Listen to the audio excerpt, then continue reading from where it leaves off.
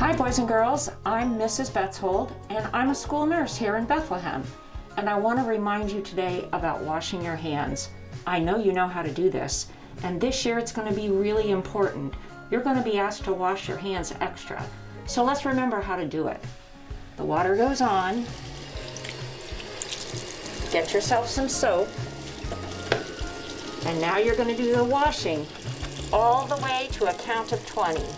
1, 2, 3, 4, between my fingers, on the back, all around, all the way up to 20. Rinsing them off.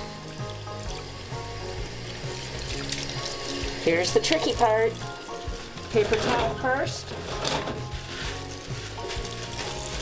And turn off the faucet. The paper towel goes in the trash. All done.